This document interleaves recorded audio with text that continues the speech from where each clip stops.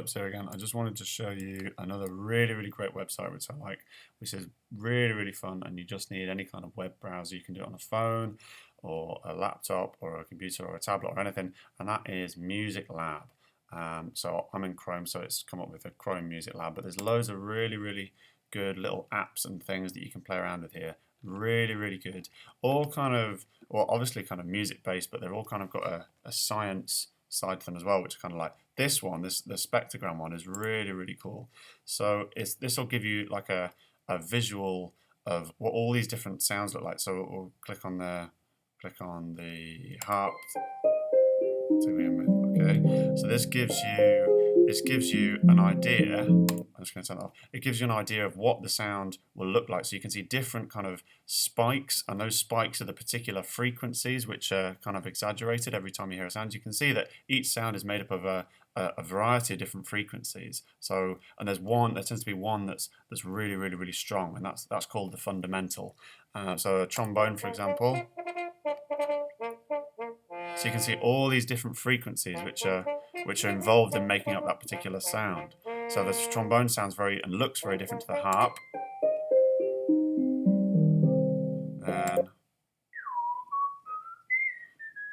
So for the whistling one, it's a much kind of purer sound. There's only really one kind of exaggerated fundamental. Everything else tends to die back a little bit. Let's have a look at the flute.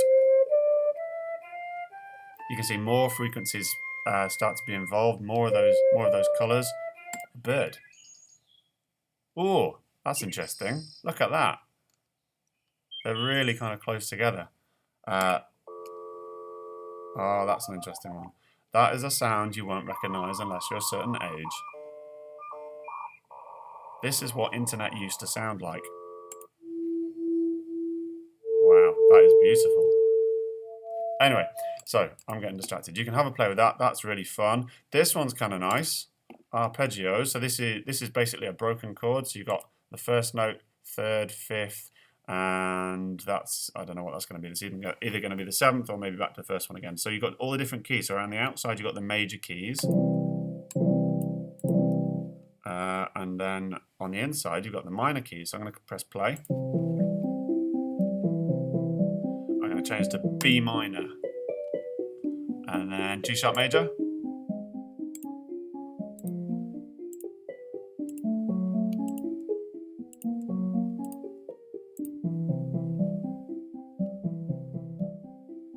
I could spend ages doing that. Anyway, I would play around with that. This one's really cool. So this tells you what different sound waves look like. So you can see this is what a low C sounds like. So kind of all spaced out. These blue dots, these are the air molecules moving. So once the sound is produced, it causes them to kind of bash into each other.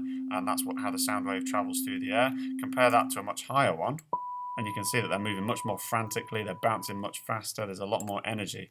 So that's kind of an interesting one. Oh, this one's really good, different harmonics. So imagine you've got a guitar string. There we go, and that's the note that it produces. If you put your finger halfway up it, it's going to produce a note 1 octave higher. So let's say that is a C, it might be, I'm not sure. That's a C, a low C, then we've got a high C. Then if we have three different sections, it produces a note a fifth above, and then a fourth above that. So we've got the distance between that one and that one is an octave. The distance between that one and that one is an octave. So every time you double the number of sections in your string, it goes up an octave. There you go. So that's kind of nice. My favourite one is probably this one, the Songmaker one. So this allows you to draw in some notes. So I can change. I've got a marimba and an electronic drum kit thing down here. And I'm going to, well, you can change the instrument. I can change that to blocks or drum kit or conga. I'm going to keep it on that for now. So let's just draw in some notes. So a marimba is like a big xylophone.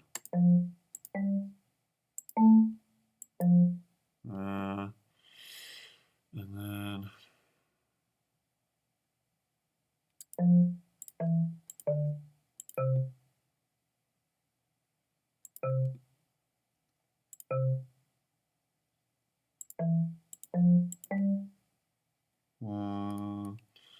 not sure. We've got this a little bit. Let's.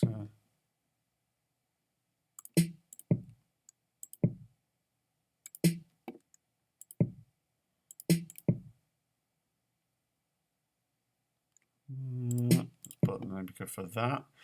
And then maybe I'll try and loop a little bit. So if I look at what I've done before, and then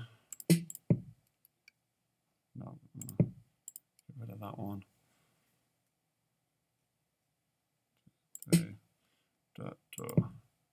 We'll go for that. It's just rough.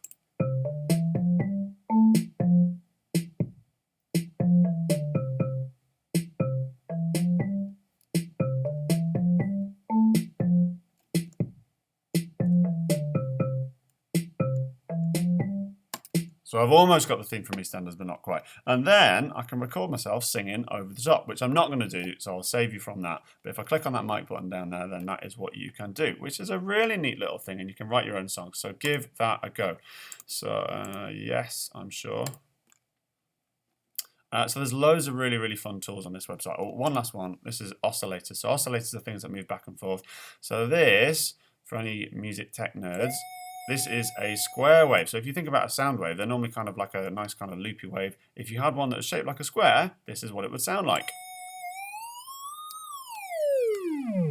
If you had one that was shaped like a sawtooth, it would sound like this. And then last but not least, this is a sine wave. Oh, no, triangle wave. Sounds like that. And then there's my sine wave. So a sine wave is kind of like the purest sound. So if you have actually a voice is very, very close to producing a sine wave. And that sounds like that. You can see it almost sounds a little bit like a human voice. So anyway, if you have a synthesizer, this is how it works. It produces different sound waves in those shapes. Anyway, right, so musiclab.com, loads of little things to have a bit of a go on. Really, really, really fun. Have a bit of a mess around. Think about the science behind it. Think about the physics behind it.